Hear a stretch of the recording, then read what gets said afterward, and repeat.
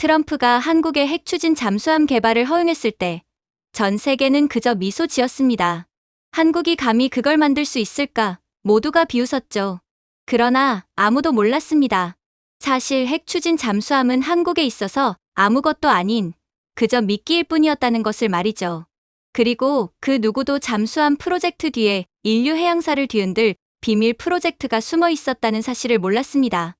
미국조차 눈치채지 못한 채 한국은 핵잠보다 더 강력한 것을 준비하고 있었습니다. 그것은 바다를 지배하는 무기가 아니라 바다 위에서 스스로 살아 움직이는 무언가였습니다. 그리고 그 기술의 진짜 목적이 드러나는 순간 세계는 공포에 휩싸이게 됩니다. 그 전화는 새벽이 밝기 직전에 걸려왔습니다. 휴대폰이 3번 진동하더니 멈췄고 곧 화면에 단 한 단어가 떠올랐습니다. 펜타곤. 저는 생각할 겨를도 없이 옷을 챙겨 입었습니다. 워싱턴에서 해 뜨기 전 호출이 온다는 건 보통 전쟁, 스캔들, 아니면 몇 시간 안에 CNN 뉴스에 나올 일이라는 뜻이었거든요. 그날 펜타곤 복도는 이미 사람들로 붐비고 있었습니다. 분석관들, 해군 장교들, 정보요원들이 서로 반쯤만 들리는 말로 대화하고 있었는데 그 말들이 오히려 더 불안하게 들렸습니다. 한국, 추진체, 이상현상, 그런 단어들이 흘러나왔죠. 공기 속엔 식은 커피 냄새와 초조함이 섞여 있었습니다. 마이클, 안 깨. 그날 회의를 주재하던 그린 제독이 펜으로 책상을 두드리며 말했습니다. 황해에서 뭔가가 움직이고 있어. 뭔가요? 중국 배입니까? 중국이 또 허튼 짓을 하고 있는 거겠죠? 제가 물었습니다. 그럴 가능성이 크지만 정확한 건 아니야. 그가 대답했습니다. 플랫폼이야. 크고 느리고 생명체처럼 움직이지. 회의실 안에서 웃음소리가 터졌습니다. 제독님, 이젠 바다 괴물까지 쫓는 겁니까? 한 젊은 보좌관이 농담을 던졌죠. 하지만 제독은 웃지 않았습니다. 열 감지 데이터를 모든 모델에 대입해봤어. 그 결과 배도 아니고 해양 시추선도 아니야. 그리고 확실히 섬도 아니지. 웃음이 멈췄습니다. 제가 몸을 앞으로 기울이며 물었습니다. 그 정도면 정말 바다 괴물 아닙니까? 도대체 배도 아니고 시추선도 아니면 뭐란 말이죠? 그린 제독은 숨을 내쉬며 말했습니다. 그걸 우리가 알아내야 해. 그는 리모컨을 눌렀고 벽면 스크린에 위성 영상이 떴습니다. 조용한 바다 위에서 거대한 원형 구조물이 움직이고 있었죠. 견인선도 없고 추진 흔적도 없었습니다. 그저 물결 위를 미끄러지듯 이동할 뿐이었습니다. 구조물의 크기는 축구장 몇 개를 합친 수준이었죠. 2주 전 한국 서해안에서 처음 포착됐어. 제독이 말했습니다. 그리고 그 이후 계속 커지고 있어. 이동 중일지도 몰라. 이동 중이라니요?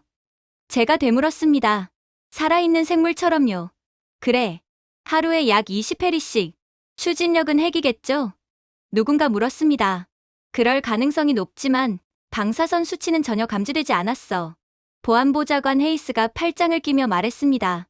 한국이 스스로 움직이는 섬을 만들었다는 겁니까? 그건 말도 안 되죠. 우리도 그렇게 생각했지. 제독이 말했습니다. 하지만 그 구조물이 위성을 피하기 시작했어. 회의실이 순식간에 조용해졌습니다. 화면이 확대되자 구조물이 한순간 반짝이더니 갑자기 영상에서 사라졌습니다. 그게 우리가 확보한 마지막 장면이야. 제독이 말했습니다. 레이더, 적외선, 광학 데이터까지 32초 동안 전부 끊겼지. 제가 낮은 목소리로 말했습니다. 그 정도의 공백은 우연이 아닙니다. 누군가 추적을 피하기 위해 의도한 거죠. 헤이스가 찡그렸습니다. 이제 건물에도 스텔스 기술을 쓴단 말입니까? 아마 그렇겠죠. 제가 말했습니다. 혹은 그보다 더 복잡한 무언가일 수도 있습니다. 제독이 제게 서류 봉투를 밀어주었습니다. 어젯밤 서울해양연구처 내부에서 데이터가 유출됐어. 프로젝트명은 해무수라고 되어 있더군. 지금 내가 보는 그 구조물과 일치해. 저는 문서를 펼쳤습니다. 설계도, 소나 패턴, AI 제어 명령어들이 가득했습니다. 맥박이 빨라졌습니다. 헤이스가 낮게 중얼거렸어요. 혹시 한국이 흘린 가짜 정보 아닐까요? 가짜가 아니야. 제독이 단호히 말했습니다. 어젯밤 위성이 또 포착했거든. 이번엔 이전 위치에서 서쪽으로 40마일 이동한 곳에서 또 다른 신호가 잡혔어. 뭔가가 계속해서 화장되고 있는데 그 속도가 더욱 빨라지고 있어. 저는 화면을 바라봤습니다. 그 구조물은 비현실적으로 보였지만 묘하게 아름다웠습니다. 이 프로젝트 얼마나 오래 진행된 겁니까? 최소 8년은 됐어. 제독이 대답했습니다. 원래 태풍 피해 복구용 해안 구조물로 시작했지. 하지만 2020년쯤 예산 출처가 바뀌었어. 민간 자금이 끊기고 군 예산이 투입됐지. 수상하지 않아? 도대체 한국은 무슨 꿍꿍이길래 군 예산까지 투입하고 있는 걸까? 그리고 지금은요? 이제는 복수의 구조물이 동시에 건조 중이야. 저는 서서히 그 의미를 이해했습니다. 이건 단순한 실험이 아니라 하나의 체계였습니다. 마이클 한 박사, 헤이스가 제 이름을 부르며 말했습니다. 당신이 해양 시스템 전문가잖습니까? 어떻게 보십니까? 저는 잠시 침묵하다가 말했습니다. 저게 진짜라면 한국은 세계 최초로 움직이는 영토를 만든 겁니다. 회의실이 술렁였습니다. 한 보좌관이 속삭였습니다. 그게 법적으로 가능한 일입니까? 국제해역은 소유 개념이 없습니다. 제가 답했습니다. 하지만 그 구조물이 자급자족하고 이동 가능하며 방어 기능까지 있다면 저는 말을 멈췄습니다. 누구나 그 의미를 알았으니까요. 제독이 회의실을 둘러보며 말했습니다. 대통령께서는 정오까지 보고를 원하신다. 드론을 보내 더 가까이 촬영할 것이다. 저는 메모를 챙기며 고개를 저었습니다. 글쎄요. 아마 그런다고 해서 뭔가 더 얻어낼 수는 없을 겁니다. 한국은 뭔가를 숨기고 있어요. 그리고 그건 아주 의도적인 겁니다. 한국 정도의 기술력이라면 자신들이 숨기고자 하는 무언가쯤은 아주 쉽게 숨길 수 있어요. 헤이스가 비웃듯 말했습니다. 한국은 중국이 아닙니다, 마이클. 그들은 비열한 짓을 하지 않아요. 너무 염려하지 마세요. 저는 아무 말도 하지 않았습니다. 화면을 다시 보았습니다. 그 구조물의 외곽 부분에서 희미한 불빛이 규칙적으로 맥박치고 있었어요. 마치 바다 밑에서 심장이 뛰는 듯한 장면이었죠. 그린 제독이 낮게 말했습니다. 그게 뭔지 알아내게. 그리고 제발 우리가 생각하는 게 아니길 바란다. 회의실을 나서며 창문 사이로 새벽 햇살이 워싱턴 거리를 비추고 있었습니다. 하지만 제 머릿속엔 오직 하나의 생각만 맴돌았습니다. 평화로운 한국의 바다 아래 지금 세상을 바꿀 무언가가 깨어나고 있고 아무도 그것이 어떤 모습으로 떠오를지 알지 못하고 있다는 걸 말이죠. CNN은 밤새 영상을 내보냈습니다. 한국이 자율방어형 해양기지를 개발했다고 주장합니다. 워싱턴의 분위기는 순식간에 농담에서 불안으로 바뀌었습니다. 그리고 얼마 지나지 않아 다시금 긴급하게 소집된 펜타곤 브리핑실에서 그린 제독이 눈가를 문질렀습니다. 이게 핵추진 잠수함 협정이랑 무슨 상관이 있다는 거지? 제가 답했죠. 한국에 대한 핵추진 잠수함 건조를 허용한 순간 한국의 해상 원자로에 대한 모든 제약이 풀렸습니다. 이제 그들은 어떤 부유 구조물에도 소형 원자로를 사용할 수 있죠. 한국은 이걸 노리고 있던 겁니다. 핵추진 잠수함 그 자체가 아니라 핵추진 잠수함 허용에 따라 생기는 부유 구조물에 소형 원자로를 사용할 수 있는 권리 말이죠. 즉, 트럼프 대통령의 결정은 단순히 잠수함을 허락한 게 아니라 한국의 바다 전체를 열어준 겁니다. 헤이스가 찡그렸습니다. 지금 한국이 이 모든 것을 계획했다고 말하는 겁니까? 그렇습니다. 제가 말했습니다. 그들은 20년 동안 우리가 그 서명하기를 기다린 겁니다. 핵추진 잠수함. 그건 그냥 미끼일 뿐이었어요.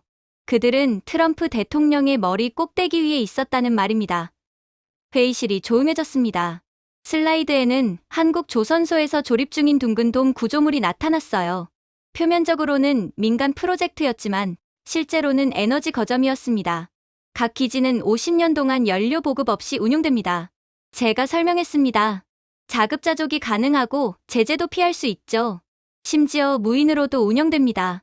그린 제독이 중얼거렸습니다. 결국 우리가 아래에서 힘을 만든 거군. 더 중요한 건 그들은 이제 규칙을 어기지 않았다는 것이죠. 트럼프의 한국 핵추진 잠수함 허용으로 인해 모든 것이 합법적으로 바뀌었어요. 제가 답했습니다. 확인을 위해 우리는 프레데터 X 정찰 드론을 통해 상공으로 띄웠습니다. 세계 최강의 기술력을 가지고 있는 미국의 자랑이었죠. 목표 포착, 확대 중입니다.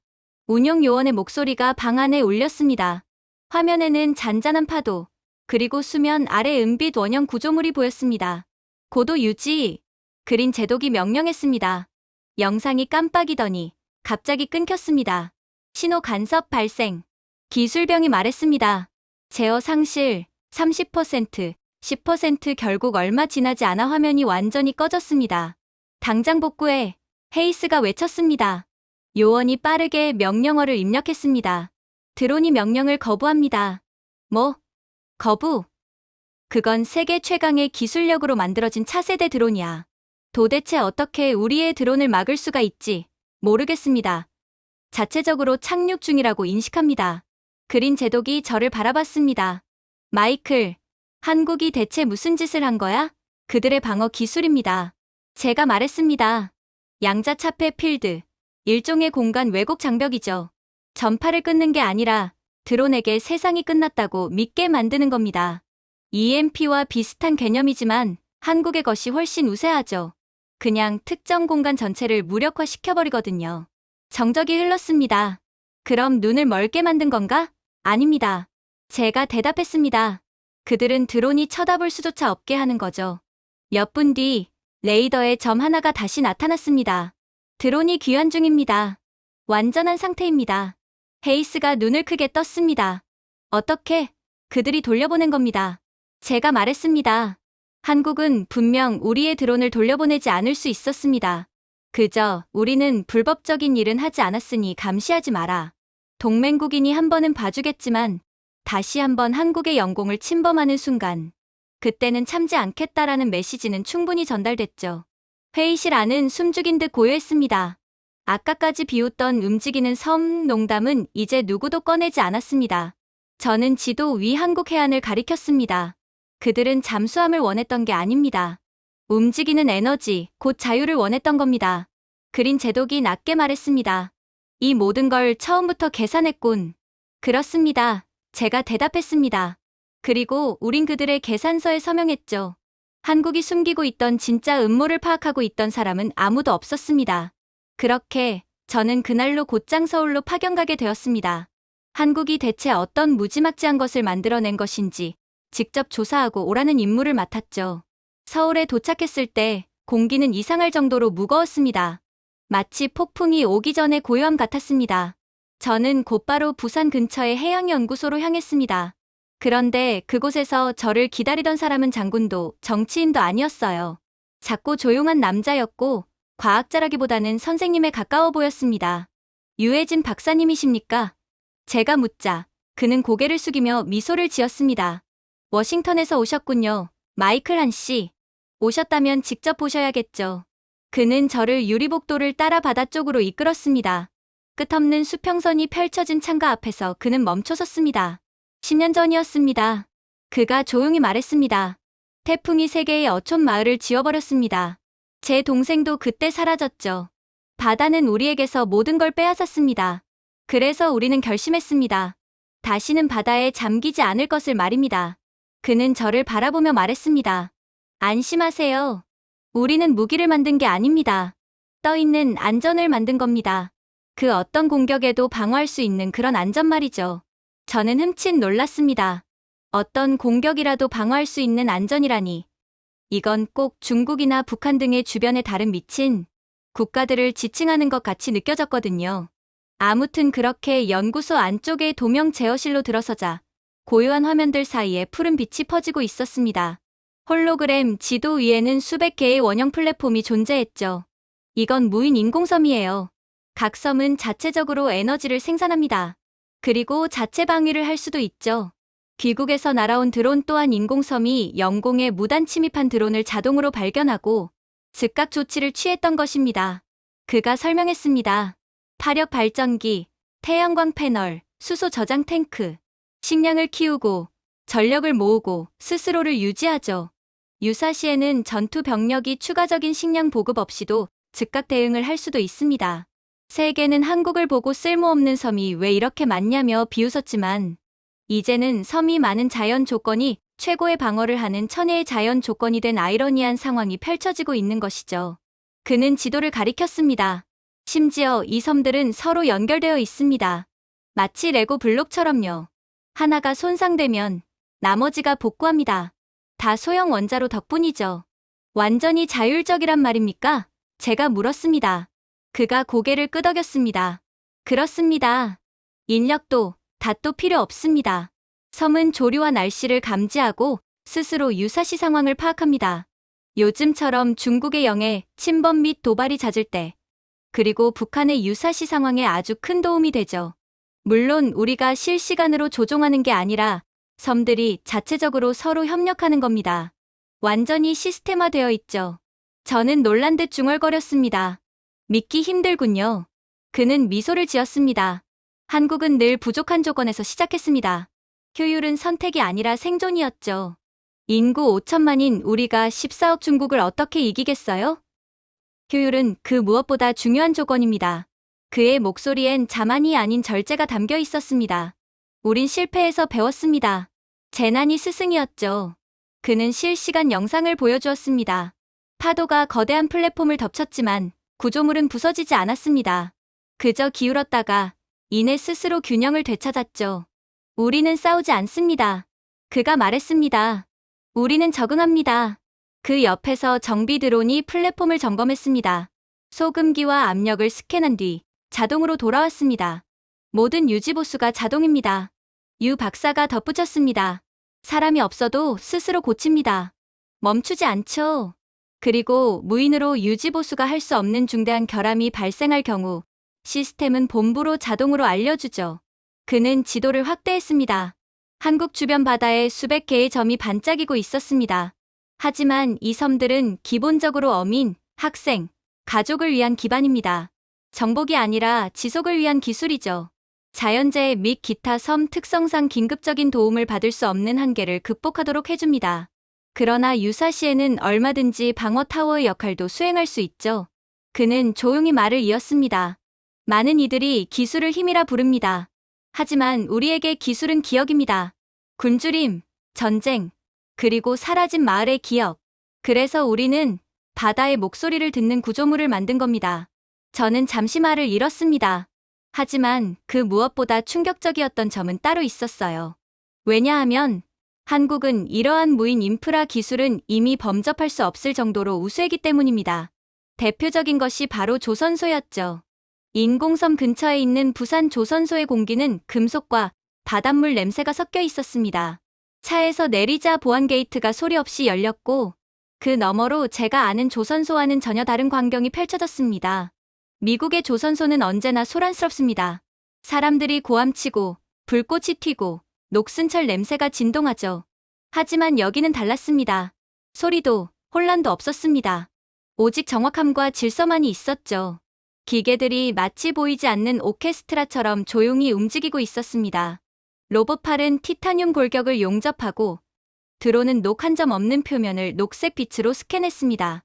그리고 자동 크레인은 축구장만 한 강철판을 한 치의 오차도 없이 들어 올렸습니다.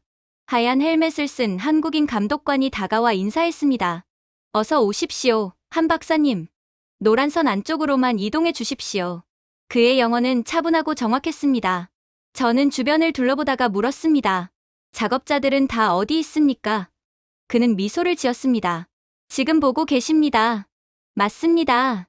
작업자들은 전부 다 로봇이었죠. 한국은 이미 작업자가 딱히 필요하지 않은 시스템을 구현해 놓은 상태였던 것입니다. 수백 대의 자율 로봇이 거대한 원형 구조물 위를 기어다니며 용접 불꽃을 터뜨렸어요. 로봇은 쉬지 않습니까? 제가 묻자 그는 고개를 저었습니다. 이들은 배우지 않아도 됩니다. 자신이 만든 모든 용접선이 곧 다음 설계의 데이터가 되니까요. 완성과 동시에 학습하는 거죠. 그는 수평선을 바라보며 덧붙였습니다. 우리 해안을 덮치는 폭풍 하나하나가 그들에게 교과서가 됩니다. 실패할수록 다음 세대는 더 강해지죠. 우리는 조선소 내부로 더 걸어 들어갔습니다. 하늘 위에는 수십 대의 드론이 일정한 각도로 날며 인간의 눈으로는 볼 수 없는 미세 균열을 점검하고 있었습니다. 이 구조물들이 인공섬의 부품입니까? 그렇습니다. 결국 기술은 전부 연결되어 있어요. 이게 바로 최적의 효율을 자랑하는 한국의 AI 무인 기술이죠. 그는 고개를 끄덕였습니다. 이곳에서 만들어지는 모든 조각은 바다에서 하나로 결합해 자율적인 도시가 됩니다. 통제실로 들어서자 거대한 화면에 숫자들이 비처럼 흘러내렸습니다. AI 모델이 강철의 각도를 재조정하고 응력 포인트를 미리 계산했습니다. 마치 생각하는 것 같군요. 제가 중얼거렸습니다. 맞습니다. 그가 미소 지었습니다. 강철로 된 사고입니다. 이 배들은 존재하는 게 아니라 학습합니다. 그게 가장 중요한 부분이죠. 그 효율성은 놀라움을 넘어섰습니다. 전부 자동입니까? 98%가 그렇습니다. 인간은 판단이 필요할 때만 개입합니다.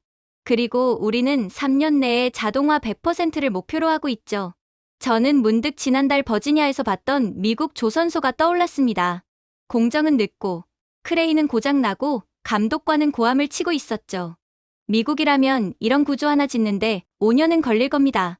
그가 의아한 듯 되물었습니다. 5년이요? 여긴 4개월 걸렸습니다. 인력에 대한 비용도 없이 말이에요. 그는 자랑이 아니라 사실을 말하고 있었습니다. 우리는 반쯤 완성된 원형 구조물 앞에 섰습니다. 이건 무엇입니까? 자율인공섬의 핵심 구조입니다. 그가 설명했습니다. 이 한 기지가 도시 하나를 움직일 에너지를 생산합니다. 폭풍이 오면 해저로 내려가고 바다가 잔잔해지면 다시 떠오르죠. 저는 매끈한 표면에 손을 대보았습니다. 햇빛에 따뜻했고 이음매가 느껴지지 않았습니다. 살아있는 것 같네요. 그가 고개를 끄덕였습니다. 모든 구조물은 생각합니다. 모든 파도는 그들에게 교훈을 주죠. 우리는 더 이상 배를 만드는 게 아닙니다. 우리는 바다에서 배우는 생명체를 만드는 겁니다. 그는 다시 말했습니다. 각 선체에는 3,000개 이상의 센서가 있습니다. 1mm라도 오차가 생기면 스스로 수정합니다. 저는 고개를 저었습니다. 미국의 시스템은 오류가 나면 담당 기술자가 파견 올 때까지 일주일 이상은 멈추지만 여기는 개선되네요. 그는 웃으며 대답했습니다. 그게 바로 수리와 진화의 차이입니다. 우리는 부두 위 전망대로 나갔습니다. 아래에서는 완성된 모듈이 자력을 이용해 미끄러지듯 바다로 들어가고 있었습니다. 이건 단순한 구조물이 아닙니다. 그가 말했습니다. 바다와 협력하는 동반자입니다. AI는 건조가 끝나도 멈추지 않습니다. 섬들과 통신하며 폭풍 속에서도 길을 안내하죠. 거대한 원반이 바다에 닿자 햇빛이 반사되어 유리처럼 빛났습니다. 낮고 깊은 울림이 퍼졌습니다. 감독관이 조용히 말했습니다. 당신들은 이걸 공학이라 부르지만 우리에겐 생존이 강철의 형태로 태어난 것입니다. 효율성이 없으면 한국은 절대로 살아남을 수 없어요. 중국, 러시아, 일본, 북한 같은 미친 국가들로부터 절대로 살아남을 수 없죠. 우리는 고작 5천만 명뿐이거든요. 실패가 두렵지 않습니까? 제가 물었습니다. 그는 웃으며 대답했습니다. 물론 두렵습니다. 하지만 한국에선 실패도 데이터입니다. 그걸 다시 학습시켜 바다가 더 이상 가르칠 게 없을 때까지 발전하죠. 이게 바로 우리의 역사예요. 한국의 역사는 많은 실패의 연속이었지만 아이러니하게도 현재는 그 데이터를 이용해 세계 최고로 발전하고 있거든요. 잠시 말이 없었습니다. 저는 크레인, 드론, 센서가 완벽한 리듬으로 움직이고 있는 장면을 보았어요. 그건 산업이 아니라 의도를 가진 지성이었습니다. 크레인, 드론, 센서 자체가 인간을 대신하고 있었거든요. 그때 저는 깨달았습니다. 미국은 아직 손으로 배를 짓고 있었고 한국은 이미 생각으로 미래를 짓고 있었습니다. 그리고 인공섬은 이러한 한국의 압도적인 기술력의 시작일 뿐이었던 거였죠. 그렇게 저는 아무것도 얻어내지 못한 채 다시 미국으로 돌아와야 했습니다. 그리고 진짜 충격적인 상황은 조용히 시작되었죠. 폭발도 발표도 없었습니다. 단지 부산 근처 해안에서 감지된 이상한 레이더 신호뿐이었죠. 전략 분석관님, 회의에서 해군 장교가 보고했습니다. 부산 해역에 대형 구조물이 포착됐습니다. 고정되어 있는데 분명 지난주엔 없었습니다. 저는 위성 영상을 지켜보았습니다. 거대한 육각형 구조물들이 해저에 고정된 채 미세한 열 신호를 내고 있더군요. 건설 중입니까? 누군가 물었습니다. 아닙니다. 장교가 대답했습니다. 크레인도 작업선도 없습니다. 그런데 이미 작동 중입니다. 대체 무슨 일이 일어난 건지 모르겠습니다. 정오가 되자 펜타곤은 긴장에 휩싸였습니다. 도대체 우리가 보고 있는 게 뭡니까? 제독이 물었습니다. 한국의 에너지 플랫폼입니까? 저는 고개를 저었습니다. 아닙니다, 제독님. 우리가 잠수함 추진용으로 승인했던 그 원자로들 한국은 그걸로 다른 걸 만들었습니다. AI가 통제하는 자동방어 인공섬입니다. 방안은 정적에 잠겼습니다. 장교가 화면을 확대했어요. 각 구조물에는 레이더 돔, 대공방어 시스템, 그리고 전자식 포대가 설치되어 있었습니다. 완전히 무인입니다. 그가 말했습니다. AI가 표적 지정, 전력 공급, 정비를 모두 담당합니다. 한국은 이미 방산 분야에까지 자신들의 무인 AI 기술력을 상용화했어요. 이건 비상입니다. 다른 장교가 덧붙였습니다.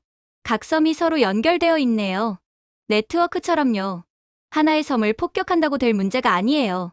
제독이 미간을 찌푸렸습니다.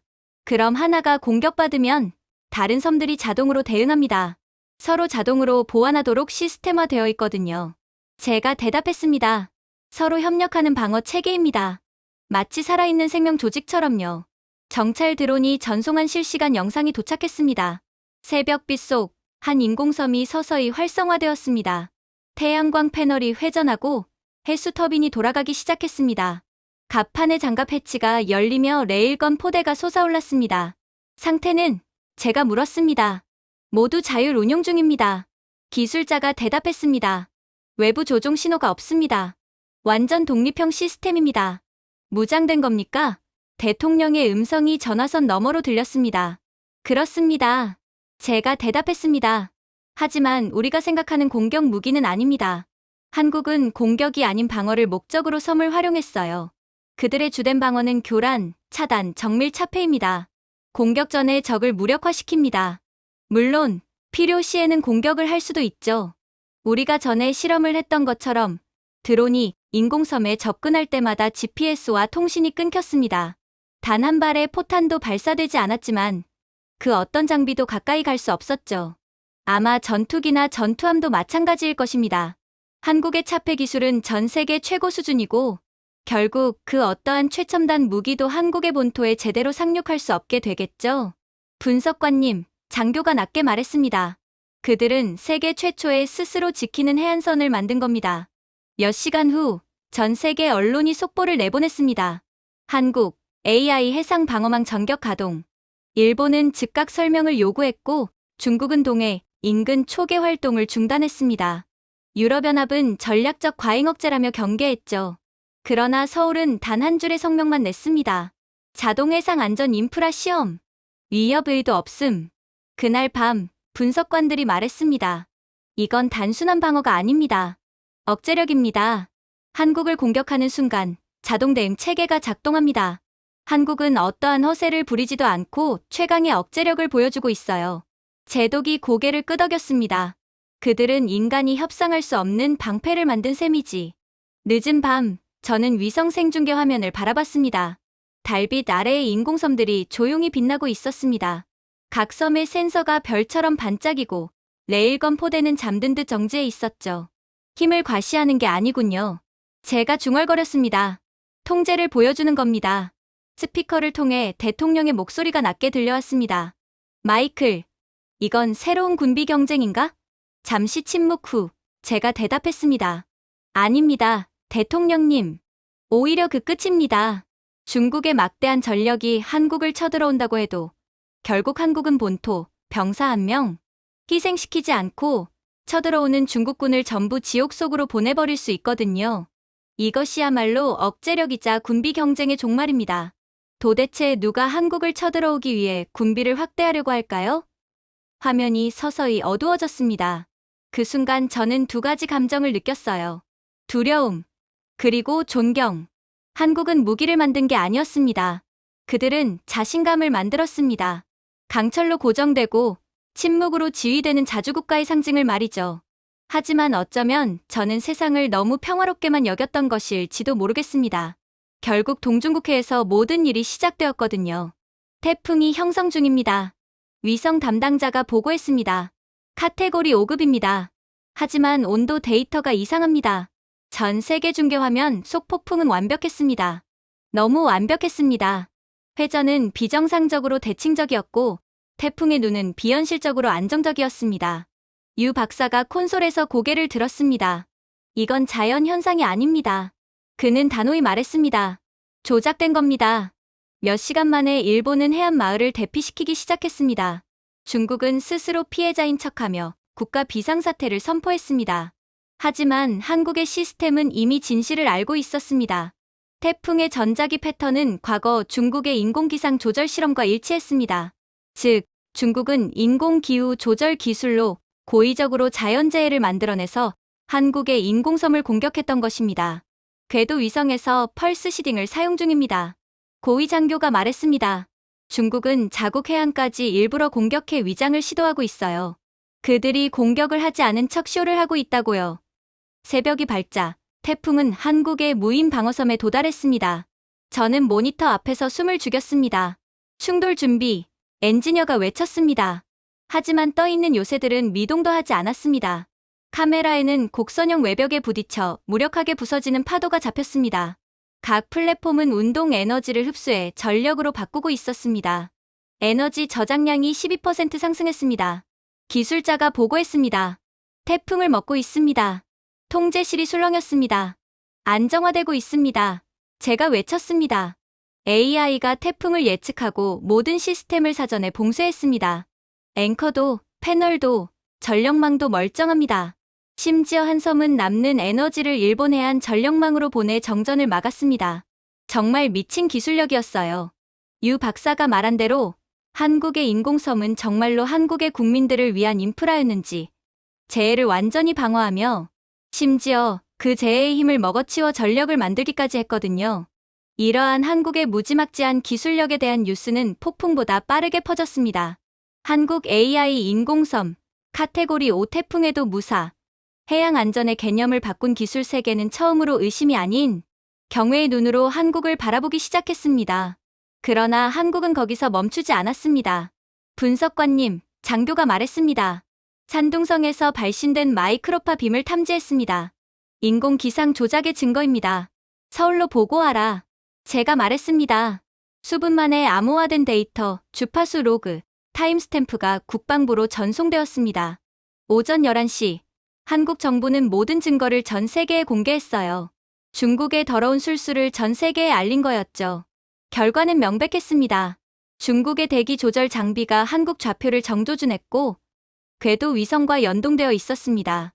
국제사회는 격렬히 반응했습니다.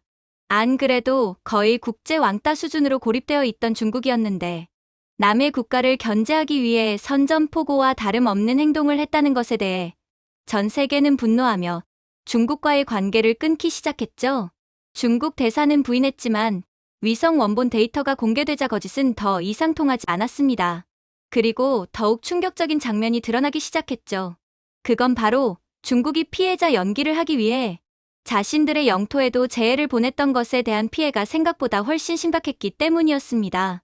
폭우가 칭다오와 다롄을 삼켰고 12개의 산업지대가 침수되었습니다. 양쯔강 연안의 발전소가 멈췄고 피해액은 2,200억 달러를 넘었어요. 수천 명 이상의 시민이 집을 잃었습니다. 질투와 위장은 결국 자국민을 희생시킨 셈이었습니다. 한편 한국은 단 한 명의 사상자도 단 한 기계의 손상도 없었습니다. 모니터에는 달빛 아래 완벽히 정렬된 12개의 섬이 비쳤죠. 정말 무사한 겁니까? 제가 물었습니다. 유 박사가 미소를 지었습니다. 그렇습니다. 시스템이 스스로 학습했습니다. 그는 파형 데이터를 보여주며 설명했습니다. 각 요새가 자기장을 실시간으로 조정했습니다. 폭풍의 전하를 흡수해 중화시킨 겁니다. 저항한 게 아니라 방향을 바꿔 흘려보냈습니다. 전 세계 뉴스 앵커들이 놀라움을 감추지 못했습니다. 인공태풍을 기계 학습으로 막아낸 나라. 그 문장이 순식간에 퍼졌습니다. 중국에서는 분노한 시민들이 거리에 쏟아져 나왔습니다. 그들의 정부가 스스로 폭풍을 만들어 자국을 파괴했다는 사실이 드러났기 때문이었습니다. UN 긴급회의에서 한국은 최종 증거를 제시했습니다. 대기 조작 신호의 3D 재구성 영상이었습니다. 회의장은 침묵에 잠겼습니다. 증거는 수학적이었고 절대적이었습니다. 그 순간 저는 느꼈습니다. 이제 세계는 한국을 의심하지 않았습니다. 그들은 증명된 강국의 탄생을 보고 있었죠. 질투로 시작된 공격은 결국 중국의 국제적 몰락으로 끝났습니다. 방송이 끝난 뒤 유 박사가 조용히 말했습니다. 보셨죠, 마이클? 우리는 힘으로 이긴 게 아닙니다. 진실로 이긴 겁니다. 한국이 늘 사용하는 방법이죠. 밖에서는 폭풍이 완전히 사라지고 무인섬들은 여전히 조용히 빛나고 있었습니다. 흔들림도 균열도 없이 완벽히 서 있었어요. 그리고 이제야 전 세계는 깨달았죠. 한국은 폭풍을 견뎌낸 나라가 아니라 폭풍을 길들인 나라라는 것을 말입니다. 하지만 이러한 한국의 압도적인 힘은 결국 공포와 시기 질투를 낳았습니다. 그날 국제회의장은 긴장감으로 가득 차 있었어요. 수많은 플래시가 터졌고 50개국의 국기가 원형으로 둘러싸여 있었습니다. 그 한가운데 한국 대표단이 앉아 있었습니다. 차분하고 침착하고 흔들림이 없었습니다. 저는 미국 대표단의 뒤쪽에서 그 장면을 지켜보고 있었습니다. 의장님, 미국 대표가 단호하게 말했습니다. 우리는 투명성을 요구합니다. 한국의 방어섬은 해양 비무장어 협정을 명백히 위반했습니다. 회의장 안이 술렁였습니다. 중국 대표가 곧장 고개를 끄덕이며 말을 보탰습니다. 그들은 바닷속에 무기를 숨기고 있습니다. 우리는 그들이 패권을 준비하고 있다고 믿습니다. 한국은 세계 질서와 평화를 파괴하는 테러 국가이므로 막강한 제재를 가해야 합니다. 하지만 한국 대사는 미동도 하지 않았습니다. 그는 마이크를 조정하며 맑고 단단한 목소리로 말했죠. 우리의 섬은 열려 있습니다. 어떠한 국가라도 어떠한 조건 없이 사찰할 수 있습니다. 순간 회의장은 조용해졌습니다. 통역사들마저 놀란 듯 잠시 말을 멈췄습니다. 완전한 접근을 허락한다는 뜻입니까? 영국 대표가 물었습니다. 그렇습니다. 대사가 대답했습니다. 오늘이든 내일이든 다음 달이든 오십시오. 누구를 데려오셔도 좋습니다. 우리는 숨길 것이 없습니다. 한국의 예상치도 못한 반응에 모두가 벙찔 뿐이었어요. 그리고 몇 시간 뒤 유엔은 정말로 전례 없는 국제합동사찰을 승인했습니다. 미국, 프랑스, 인도, 스위스 등 여러 나라의 전문가가 부산으로 향했습니다. 저 역시 미국 관측단으로 함께 파견되었죠. 우리는 비밀, 무기, 혹은 은폐된 시설을 기대했습니다. 그러나 우리가 마주한 것은 완벽한 질서였습니다. 조선소 부두에서 한국 엔지니어들이 정중히 인사했습니다. 어서 오십시오. 필요한 모든 장면을 자유롭게 촬영하셔도 됩니다. 그들의 태도는 마치 기술력은 따라한다고 따라할 수 있는 게 아니야. 특히나 우리의 기술력은 더욱 그렇지. 라고 말하는 듯한 자신감이었습니다. 우리가 가져온 점검용 드론은 한국의 AI 시스템에 의해 보안 검사를 받았습니다. 단지 귀하의 장비가 안전한지 확인하는 절차입니다. 그의 말투에는 오만이 아닌 진심이 담겨 있었습니다. 통제실 안은 눈부시게 정돈되어 있더군요. 군인도 무기도 없었습니다. 조용히 모니터를 지켜보는 기술자들 뿐이었습니다. 에너지, 흐름, 해류 지도, 발전량 로그 모두 투명하게 공개되어 있었습니다. 이 단말기는 에너지 효율 데이터를 보여줍니다. 복사하셔도 됩니다. 한국 장교가 설명했습니다. 프랑스 검사관이 제게 속삭였습니다. 세상의 관리자 권한까지 주다니요. 말도 안 되네요. 제가 답했습니다. 정말로 한국은 세상이 아무리 자신들을 따라하려고 해도 결국 발끝에도 못 미치리라는 것을 잘 알고 있는 모양이었어요. 그렇게 이틀간의 조사 동안 불법적인 것은 단 하나도 발견되지 않았습니다. 숨겨진 경납고도, 무기고도, 암호 파일도 없었습니다. 심지어 폐기물 관리 시스템조차 완벽했죠. 정말로 한국의 인공섬은 자국의 보호 및 국민 보호를 위해 만들어졌고 아무리 공격이 가능한 시스템이지만 이건 자국 방어용으로 보는 게 맞았거든요.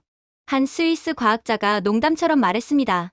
그들의 쓰레기 시스템이 우리 병원보다 깨끗하군요. 모두 웃었지만 그 말은 사실이었습니다. 뉴욕으로 돌아오자 다시 회의가 열렸습니다. 조사단장은 단호하게 말했습니다. 위반 사항은 단 한 건도 없습니다. 한국의 시설은 방어적이며 지속 가능하고 국제법에 완벽히 부합합니다. 회의장은 정적에 잠겼습니다. 잠시 후 프랑스 대사가 마이크를 켰어요. 그들은 전쟁의 요새가 아니라 평화의 요새를 세웠습니다. 그의 한마디에 회의장은 웅성거리기 시작했습니다. 미국 대표조차 고개를 떨구며 중얼거렸습니다. 우리가 그들을 오해했군요. 한국 대사가 자리에서 일어났습니다.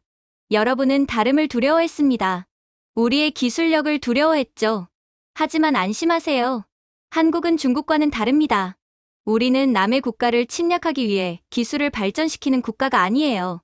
우리를 위해 발전하죠. 그는 조용하지만 단단한 목소리로 말했습니다. 다시 말합니다. 우리의 목적은 단순합니다. 지배가 아니라 보호입니다. 박수가 천천히 번져나갔습니다. 저 역시 저도 모르게 손뼉을 쳤습니다. 그건 외교적 제스처가 아니라 존경이었죠. 수많은 나라가 비밀을 통해 힘을 얻으려 했지만 한국은 그 반대로 모든 것을 공개함으로써 힘을 얻었습니다. 회의가 끝난 뒤 저는 복도에서 한국 대사를 마주쳤습니다. 이미 아무것도 발견되지 않을 걸 아셨죠. 그가 미소를 지었습니다. 마이클, 평화는 흔적을 남기지 않습니다. 그렇게 평화를 파괴하기 위해 자국민까지 희생시킨 중국과는 달리 한국은 세계의 완전한 신뢰의 이미지를 구축했어요. 세계는 더 이상 한국을 두려워하지 않았습니다. 그들은 이제 한국을 존경했죠. 진실과 청렴, 그리고 투명함.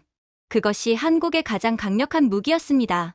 그러나 이러한 평화로운 분위기도 잠시 이내 또 다른 충격적인 사건이 터지고 말았어요.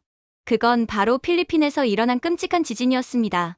첫 번째 진동은 새벽 4시 18분 마닐라에서 감지되었습니다. 해가 떠오르기도 전에 필리핀은 폐허가 되었습니다. 건물들은 종이장처럼 무너지고 고속도로는 유리처럼 갈라졌어요. 미국 지질조사국은 이를 100년에 한 번 있을 거대한 지각 변동이라 발표했습니다. 그러나 수치가 이상했어요. 사전에 압력 패턴이 없었습니다. 한 분석관이 말했습니다. 무언가가 인위적으로 촉발된 것 같습니다. 몇 시간 후 일본 기상위성이 예상치 못한 데이터를 포착했습니다. 지진 발생 이틀 전 동중국해 상공에서 거대한 대기 전하, 이온화 현상이 감지된 것입니다. 저는 그 보고서를 보며 믿기지 않았습니다. 유 박사가 이마를 찌푸리며 말했습니다. 이건 자연현상이 아닙니다. 인공기후 조작입니다. 중국이 우리를 공격하면서 불안정해진 상황이 결국 필리핀의 강진을 일으킨 것입니다.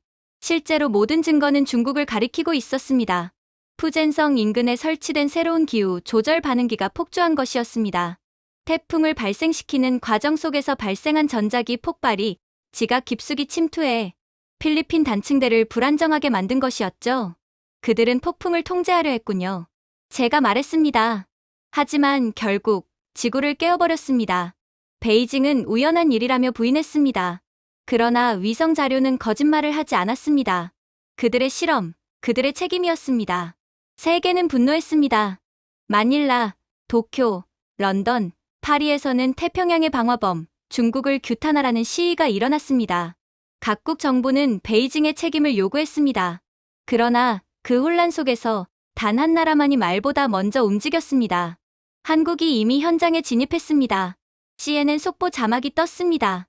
화면이 전환되자 필리핀 해안 가까이에서 한국의 무인 해상 기지들에서 필리핀을 향한 인력 및 물자를 보급하고 있었어요. 그것은 군함이 아니었습니다. 전쟁을 위한 기계가 아닌 재난 대응을 위한 기술이었습니다. 한국의 인공섬은 이미 상당량의 물자 및 해상 교통이 확보된 상태였기에 한국은 그 누구보다 빨리 필리핀에 도움을 줄 수 있었던 거였죠. 부산 통제센터에서 유 박사가 지시를 내리고 있었습니다. 정수 시스템을 먼저 보냅니다. 그 다음은 이동식 전력망입니다. 그렇게 7시간도 채 지나지 않아 한국의 무인 플랫폼들은 필리핀 열도를 향한 긴급 복구에 돌입했습니다. 수중 케이블을 통해 통신망을 복원했고 소형 원자로 모듈로 병원 전력을 공급했습니다. 군인도 정치적 연설도 없었습니다. 그저 조용한 실행이 있을 뿐이었죠. 미국 기자가 물었습니다. 어떻게 저렇게 빨리 움직였습니까? 유엔 조정관이 짧게 대답했습니다. 그들은 이미 준비되어 있었습니다. 반면 미국의 항공모함은 2,000마일 떨어진 곳에 있었습니다. 그들이 도착했을 때 한국팀은 이미 세부항을 재가동하고 있었습니다. 미군 장성조차 인정했습니다. 그들은 방어 기술을 인류의 생명선으로 바꿔냈다. 베이징은 여전히 침묵했습니다. 그들의 해안 도시조차 전력 불안정에 시달리고 있었지만 국영 언론은 중국은 아무 관련이 없다고 반복했습니다. 그러나 세계는 이미 알고 있었습니다. 지진 전날 푸젠성 상공에 퍼져 있던 거대한 원형 전자기 구름, 그것이 모든 증거였습니다. 유엔 긴급회의에서 중국 대사는 회의 중간에 자리를 박차고 나갔습니다. 사실상 도망간 거였죠. 그러나 한국 대사는 자리를 지켰습니다. 우리는 비난하기 위해 온 것이 아닙니다. 그는 차분히 말했습니다. 우리는 돕기 위해 왔습니다. 현지 뉴스 화면에는 한 필리핀 간호사가 등장했습니다. 그녀는 울먹이며 말했습니다. 지진 후 처음 들은 목소리는 신의 음성이 아니었습니다. 그건 한국의 음성이었습니다. 그 한마디가 전 세계로 퍼져나갔습니다. 워싱턴 포스트는 이렇게 썼습니다. 한국은 허락을 기다리지 않았다. 그들은 단지 사람을 구했다.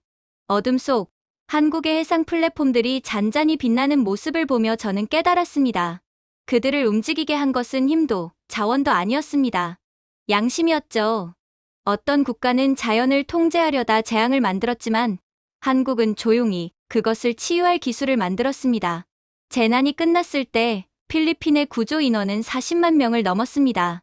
중국은 전 세계 제재와 고립에 직면했습니다. 그리고 한국은 인류의 도덕적 리더로 불리기 시작했습니다. 그리고 이러한 도덕적이고 청렴한 이미지는 결국 약간의 논란이 있던 한국에 대한 핵 추진, 미사일 및 인공섬 허용에 대한 불씨마저 완전히 꺼버렸죠. 이것마저 한국이 노리고 있었는지는 모르겠지만 한국은 그야말로 모든 것을 얻은 것입니다. 그리고 그날 밤 저는 유난히 조용했던 통제실에서 시간을 보내고 있었어요. 유리창 밖으로 빗방울이 부딪히는 소리만 들렸고 기계의 미세한 진동음이 공간을 채우고 있었습니다. 저는 유 박사 옆에 서서 필리핀 구조 작전에서 돌아오는 무인 드론들을 지켜보고 있었습니다. 그들의 선체는 미약한 불빛을 내며 물 위를 미끄러졌죠. 피로도 두려움도 없는 존재들이었습니다. 책상 맞은편에서 강 엔지니어가 깊은 한숨을 내쉬었습니다. 있잖아요. 그가 말했습니다. 어릴 적 할아버지가 전쟁 이야기를 자주 해주셨어요. 제가 물었습니다. 한국 전쟁이었나요? 그는 고개를 끄덕였습니다. 그땐 17이셨죠. 장진호 전투에서 형을 잃었답니다. 형의 시신은 끝내 찾지 못하셨대요. 할아버지는 늘 그러셨어요. 가장 고통스러웠던 건 추위나 폭탄이 아니라 형을 집으로 데려오지 못한 죄책감이었다고요. 유 박사가 천천히 그를 바라보았습니다. 저희 아버지도 베트남전에 다녀오셨습니다. 그는 낮은 목소리로 말을 이었습니다. 늘 전우들의 사진을 지갑에 넣고 다니셨어요. 대부분 돌아오지 못했죠. 그의 입가에 미묘한 미소가 떠올랐습니다. 그래서 저는 피 흘리지 않는 병사를 만든 것입니다. 사람의 목숨을 희생하지 않기 위해서요. 한국이 기술 강국으로 발돋움하고 세계를 호령하는 것도 좋지만 저희에게 있어 가장 중요한 건 모든 사람들이 가족의 품에서 그대로 살아가는 거예요. 그래서 인공섬 기술을 만든 거죠. 순간 방 안의 공기가 멈춘 듯 했습니다. 엔지니어들이 손을 멈추고 그들의 대화를 들었습니다. 기계음조차 작게 줄어든 것 같았습니다. 그래서군요. 제가 조용히 말했습니다. 한국이 무인 시스템을 만든 이유가 강 엔지니어가 고개를 끄덕였습니다. 전쟁을 빨리 끝내기 위해서가 아닙니다. 사람을 잃지 않기 위해서였죠. 우리에겐 너무나도 많은 괴로운 희생의 역사가 있거든요. 벽면의 모니터에는 자율구조 포드들이 기지로 돌아오는 장면이 비쳤습니다. 모든 움직임이 정교하고 모든 과정이 완벽했습니다. 저 드론 하나하나가 강 엔지니어가 말했습니다. 돌아오지 못할 누군가를 대신합니다. 우리는 용기가 곧 죽음을 의미하지 않아야 한다는 걸 배웠습니다. 진짜 용기는 살아남아 다른 일을 지키는 겁니다. 유 박사가 미소를 지었습니다. 외국 사람들은 우리가 자랑하려고 이런 기술을 만들었다고 생각하죠. 제가 물었습니다. 그럼 왜 만들었습니까? 그는 고개를 들어 답했습니다. 인간다움을 잊어서가 아니라 너무 사랑했기 때문입니다. 창밖에서 천둥이 울렸습니다. 유 박사는 화면을 가리켰습니다. 거기에는 구조작전에 참여한 모든 팀의 이름이 떠 있었습니다. 사상자 0명. 그는 조용히 말했습니다. 그 숫자를 지키기 위해 우리는 존재합니다. 그는 제 쪽을 바라보았습니다. 우린 인구가 적습니다, 마이클. 주변국들에 비한다면 너무나도 적죠. 그래서 한 사람, 한 생명이 너무 소중합니다. 우리는 더 이상 아들과 딸을 명예라는 이름으로 전장으로 보내고 싶지 않습니다. 제가 말했습니다. 하지만 한국군은 여전히 세계에서 가장 용맹한 군대입니다. 유 박사가 미소 지었습니다. 그건 혼자 싸우지 않기 때문이죠. 우리 기계들도 마찬가지입니다. 제가 물었습니다. 무슨 뜻입니까? 그는 화면 속 2대의 드론을 가리켰습니다. 보세요. 하나가 손상되면 다른 하나는 절대 떠나지 않습니다. 그건 그렇게 코드된 게 아니라 우리가 그렇게 기억했기 때문입니다. 70년 전 산속에서 서로를 두고 떠나지 않던 병사들의 마음을 강 엔지니어가 조용히 덧붙였습니다. 그게 우리가 이 분야를 선도하는 이유입니다. 돈도 규모도 아닙니다. 단 한 사람이라도 잊지 않겠다는 약속이 모든 알고리즘에 새겨져 있거든요. 유 박사가 말을 이었습니다. 우리는 더 강한 무기를 만들 수도 있었습니다. 하지만 대신 더 따뜻한 무기를 만들었습니다. 제가 미소 지었습니다. 따뜻함은 약함이 아닙니다. 그는 고개를 끄덕였습니다. 그렇죠. 그게 우리의 전략입니다. 비가 그친 뒤 우리는 밖으로 나왔습니다. 수십 대의 무인 구조기가 빛 속에서 조용히 빛나고 있었습니다. 강 엔지니어가 나지막이 말했습니다. 이번엔 아들을 기다리며 울던 어머니가 없을 겁니다. 어떠한 상황에서도 말이죠. 그걸 막기 위해 모든 것을 개발했기 때문이죠. 저는 그 장면을 보며 깨달았습니다. 한국의 기계들은 차갑지 않았습니다. 그것들은 움직이는 기억이었고 살아있는 약속이었습니다. 다시는 용기가 죽음을 의미하지 않도록. 그것이 한국이 강해진 진짜 이유였습니다. 힘이 아니라 연민을 기술로 바꾼 나라. 유 박사가 마지막으로 말했습니다. 우리는 싸우기 위해 만들지 않았습니다. 우리가 사랑하는 사람들을 지키기 위해 만들었습니다. 그렇게 저는 한국에 대해 완전히 경탄을 한 채 미국으로 다시 돌아왔어요. 그날 아침 펜타곤 회의실은 유난히 차가웠습니다. 아무도 말을 하지 않았죠. 프로젝터가 켜지며 한국 해안의 위성 영상이 벽에 투사되었습니다. 수천 개의 금속 점들이 바다 위에 떠 있었고 파도 위에서 완벽하게 정렬된 채 움직이고 있었습니다. 그것들은 군함이 아니었습니다. 한국의 무인 해양 플랫폼, 그것이었습니다. 이제 인정할 때가 됐습니다. 우리는 그들을 과소평가했습니다. 해리스 제독이 침묵을 깨며 말했습니다. 그들은 회복력을 무기로 만들었습니다. 어쩌면 다소 치사하더라도 한국에 대한 핵 추진 잠수함 허가를 취소해야 할 것 같습니다. 이대로라면 한국은 미국마저 넘어설 수도 있거든요. DARPA의 젊은 분석관이 다음 슬라이드를 띄웠습니다. 제독님, 단순한 방어 문제가 아닙니다. 현재 미국의 해상 공급망 일부가 이미 한국 시스템에 연결되어 있습니다. 그녀는 손가락으로 그래프를 가리켰습니다. 미해군 물류 네트워크의 절반의 작은 표시가 있었습니다. 하나오션 시스템즈, 한국 기업의 로고였습니다. 저게 뭐죠? 제가 물었습니다. 그녀가 잠시 머무셨습니다. 한국의 해상 물류 인공지능 시스템입니다. 작년에 비용 절감을 위해 통합했죠. 어쩔 수 없는 선택이었습니다. 회의실이 얼어붙었습니다. 그럼 우리 태평양 함대의 연료 관리와 항로 운영이 그녀가 조용히 말을 이었습니다. 부분적으로는 한국의 코드로 작동하고 있습니다. 아니 솔직히 대부분이 한국의 코드로 작동하고 있어요. 회의실 안이 술렁였습니다. 국방장관이 미간을 찌푸리며 말했습니다. 민간 기술이라 들었는데요. 경제자문관이 고개를 저었습니다. 맞습니다. 하지만 예산 부족 때문에 어쩔 수 없었어요. 한국의 것이 여러모로 효율적이고 기능적이거든요. 그래서 지금은 전 세계 항만, 풍력발전소, 심지어 해군 기지까지 모두 그 기술 위에 얹혀 있습니다. 민간이 군사를 먹어버린 셈이죠.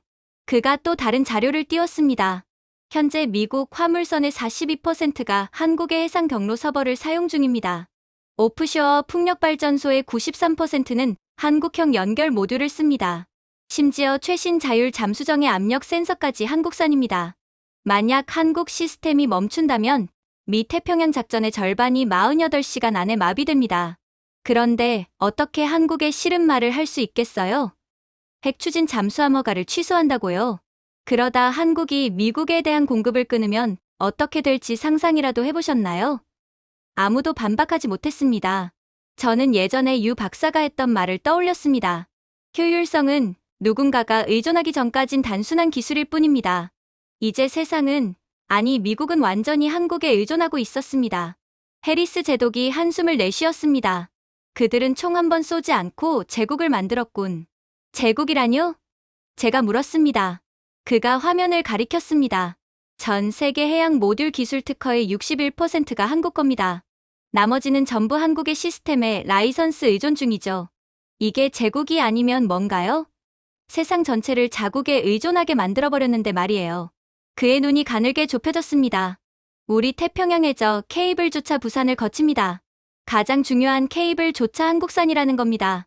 누군가 씁쓸하게 웃었습니다. 그럼 그들이 전원을 끄면 그럴 리 없습니다. 제가 말했습니다. 그들은 그런 나라가 아닙니다. 제독이 저를 바라봤습니다. 그럴지도 모르지. 하지만 중요한 건 우리가 그들 없이는 일주일도 버티지 못한다는 사실이야. 그러니 모든 협상에서의 주도권은 한국 쪽에 있는 거지. 회의실이 다시 조용해졌습니다. 한 장군이 고개를 숙이며 물었습니다. 이 모든 게 언제 이렇게 된 거지?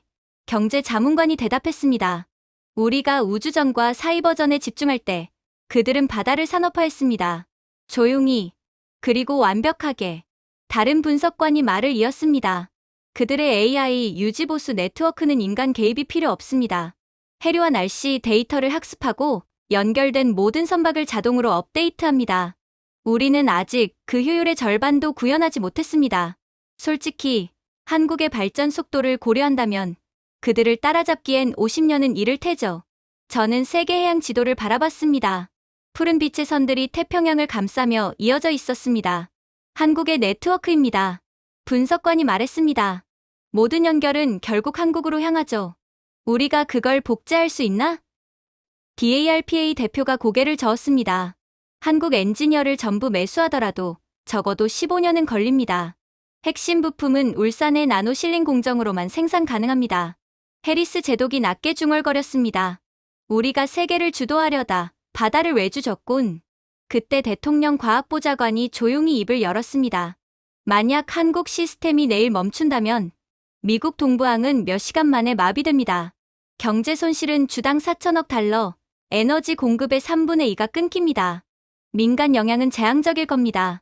한국에 대한 핵 추진 잠수함을 무르는 건 절대로 불가능해요. 그러다 미국이 먼저 망합니다. 회의실은 무겁게 침묵했습니다. 누군가 낮게 속삭였습니다. 그들은 어떻게 이걸 해낸 거죠? 제가 답했습니다. 그들은 실패해서 배웠습니다. 우리가 무기를 만들 때 그들은 생존할 시스템을 만들었어요. 실패의 경험이 없는 미국의 상황이 아이러니하게도 우리 자신의 발목을 잡은 겁니다. 국방장관이 고개를 끄덕였습니다. 조용한 혁명이군. 그렇습니다. 제가 답했습니다. 그리고 우리는 그것이 지나가는 소리조차 듣지 못했습니다. 회의가 끝나고 모두가 나갔습니다. 저는 홀로 남아 화면을 바라봤습니다. 한국 해안선 위에 떠있는 수천 개의 무인섬들이 별빛처럼 잔잔히 빛나고 있었습니다. 그건 지배가 아니라 완벽하게 다듬어진 능력의 상징이었습니다. 그날 저는 처음으로 느꼈습니다. 질투도 두려움도 아닌 존경심을 말이죠. 그리고 마침내 문을 나서며 깨달았습니다. 이제 바다의 미래는 우리 것이 아니라는 것을 말입니다. 이미 한국의 것이 되었어요. 그렇게 새벽 햇살이 동해 위로 번져오를 때 저는 연구선의 창가에 앉아 있었습니다. 수천 개의 작은 섬들이 고요한 바다 위에서 보석처럼 반짝이고 있었죠. 황해에서 동해까지 이어진 점 하나하나가 이제는 단순한 섬이 아니라 조용히 움직이는 생명체처럼 보였습니다. 제 옆에는 유 박사님이 디지털 지도를 들고 서 계셨습니다. 아시겠습니까? 그가 조용히 말씀하셨습니다. 이 기술이 진정으로 의미를 가지는 곳은 세상 어디에도 없습니다. 오직 한국뿐입니다. 제가 되물었습니다. 지리적인 이유 때문인가요? 그가 미소를 지었습니다. 지리뿐만이 아닙니다. 이웃들, 해류, 폭풍, 그리고 역사 때문이지요. 그의 손끝이 화면 위를 스쳤습니다. 수많은 푸른 점들이 나타났습니다. 3,000개가 넘습니다. 그가 말했습니다. 대부분의 나라들은 고립을 약점으로 봅니다. 하지만 한국은 그 고립을 완벽한 보호막으로 바꿨죠. 저는 숨을 멈춘 채 화면을 바라보았습니다. 모든 섬들이 서로 연결되어 있었습니다. 그들은 에너지를 생산하고 바닷물을 담수화하며 수소를 저장하고 파도의 힘을 전기로 바꾸고 있었습니다. 유 박사님이 손가락으로 한 점을 가리키셨습니다. 이 작은 점을 보세요. 목포 근처에 버려진 어촌이었습니다. 12명의 어부가 살던 곳이죠. 지금은 세계의 한 도시 전력을 공급하고 있습니다. 그가 말을 이었습니다. 이게 바로 에너지 주권입니다. 한국에겐 에너지 독립이 단순한 선택이 아닙니다. 생존의 문제죠. 경제 분석관이 끼어들었습니다. 이 인공섬들이 가동된 후 한국의 해양 GDP는 단 3개월 만에 18%가 상승했습니다. 해양 인프라 투자율은 240% 증가했죠. 전라도와 제주 해안은 이제 세계적인 기술 허브입니다. 그가 잠시 멈추고 미소를 지었습니다. 한때 이곳은 변방의 땅이라 불렸습니다. 지금은 아시아의 엔진이라 불립니다. 제가 웃으며 말했습니다. 참 아이러니하군요. 중국, 러시아, 일본, 북한, 그런 위험한 이웃들로 둘러싸인 나라가 이렇게 완벽한 해양 요새가 되다니. 유 박사님이 고개를 끄덕였습니다. 그렇습니다. 그들은 우리를 항상 경계하며 바라봅니다. 하지만 묻겠습니다. 다른 어떤 나라가 해안을 경제로 바꾸고 위협을 네트워크로 바꿀 수 있겠습니까? 우리는 위기를 기회로 만들었지만 한국이 아니고서야 대체 이걸 누가 할 수 있겠냐는 말입니다. 그는 갑판 쪽으로 걸어가며 말했습니다. 중국에는 인구가 있죠. 러시아엔 자원이 있고 일본엔 배가 있습니다. 하지만 한국에는 이유가 있습니다. 그가 수평선을 바라보았습니다. 우린 단 한 번도 안전한 국경을 가져본 적이 없습니다. 그래서 스스로 만들어낸 겁니다. 우리의 배가 한 무인섬을 지나갈 때 수십 대의 드론이 은빛 날개를 펼치며 하늘로 떠올랐습니다. 모든 섬이 살아 있습니다. 유 박사님이 낮게 말씀하셨습니다. 그들은 서로 대화합니다. 어떻게 해요? 제가 물었습니다. AI 메쉬 통신입니다. 각 섬이 바다로부터 배우고 서로에게 가르칩니다. 선도, 지휘소도 없습니다. 즉, 적응한다는 말씀이군요. 그렇습니다. 그가 미소 지었습니다. 그들은 진화합니다. 그게 가장 큰 무기죠. 한국을 쳐들어오려는 적은 한국을 단숨에 박살내야 할 것입니다. 만약 우리에게 조금이라도 숨 쉴 시간을 남겼다간 우리는 그 데이터를 이용해 더 강해질 거거든요. 그런데 한국을 단숨에 쳐부술 국가가 이 세상에 어디에 있겠어요? 그러니 아무도 한국을 감히 건들 수가 없고 그게 바로 우리가 자신감이 있는 이유입니다. 그렇게 우리는 한때 버려졌던 섬의 부두에 도착했습니다. 이제 그곳은 데이터 허브로 변해 있었습니다. 엔지니어들이 푸른 작업복을 입고 해저 터빈을 점검하고 있었죠. 문명이라는 것이 다시 자라고 있는 것 같네요. 제가 중얼거렸습니다. 젊은 엔지니어 한 명이 웃으며 대답했습니다. 저희는 이걸 정체성의 복원이라 부릅니다. 우리가 다시 세우는 모든 해안은 한국이 더 이상 갇힌 반도가 아니라 확장된 섬의 나라라는 증거입니다. 미국 무역참사관이 옆에서 고개를 저었습니다. 믿기지 않는군요. 이제 이 나라는 그 누구에게도 의존하지 않습니다. 그들의 해안은 스스로 전력을 만들고 식량을 생산하며 데이터를 처리합니다. 그가 태블릿을 펼쳤습니다. 현재 추산으로 한국의 해상 생산량은 5년 안에 유럽연합 전체를 넘어설 겁니다. 이 무인 모듈 시스템의 유지비는 미 해군 항모 유지비의 10분의 1에 불과하거든요. 압도적인 효율로 단숨에 해상 강국으로 발돋움한 거죠. 결국 한국은 힘의 정의 자체를 바꿔버린 셈이군요. 제가 말했습니다. 그가 고개를 끄덕였습니다. 맞습니다. 그리고 그 힘은 무기에서 나온 게 아닙니다. 필요해서 나온 것이죠. 저주받은 지정학적 위치라고 불렸던 한계를 극복함에 따라 나온 것입니다. 배가 또 다른 인공섬을 지나며 저는 압도당한 듯한 감정에 휩싸였습니다. 위에서 본다면 이 섬들은 원, 선, 망을 이루며 거대한 생명체의 회로처럼 보일 겁니다. 이건 군대도 산업도 아니었습니다. 생각하고 움직이는 국가 그 자체였습니다. 유 박사님이 조용히 말씀하셨습니다. 이것이 바로 우리의 지리적 역설입니다. 오랫동안 우리는 바다에 갇혀 있었습니다. 이제 우리는 바다를 지배합니다. 쓸데없는 섬이 많다며, 북한의 존재 때문에 고립되어 있다며, 북한, 중국, 러시아 등의 미친 국가들로부터 둘러싸여 있다며 동정받던 우리가 이젠 그러한 결점을 오히려 이점으로 바꾸어 버린 것입니다. 그가 저를 바라보며 덧붙였습니다. 어떻습니까? 작은 반도 국가였던 한국이 이제는 세계적인 군도가 된 상황이 태양이 떠오르며 수천 개의 인공섬 위로 금빛이 번졌습니다. 그 빛 하나하나가 단순한 반사가 아니라 선언처럼 느껴졌습니다. 한국은 확실히 고립을 혁신으로, 지리를 이점으로, 위협을 기회로 바꿔냈습니다. 엔진이 진동하며 배가 전진할 때 저는 마음속으로 깨달았습니다. 이제 바다는 한국을 둘러싸고 있는 것이 아닙니다. 한국이 바다를 둘러싸고 있는 것이죠. 그렇게 급하게 열린 회의에서 상황실은 숨조차 쉬기 어려울 만큼 고요했습니다. 아무도 먼저 입을 열지 않았죠. 프로젝터의 미세한 진동음만이 방 안을 채우고 희미한 빛이 트럼프 대통령의 얼굴을 비추고 있었습니다. 다시 설명해보세요. 트럼프 대통령이 낮지만 날카로운 목소리로 말했습니다. 도대체 어떻게 우리가 이걸 놓쳤다는 겁니까? 그리고 우리가 이젠 어떻게 해야 하죠? 저는 리모컨을 쥔 채 일어나 다음 슬라이드를 넘겼습니다. 각하, 조심스럽게 말문을 열었습니다.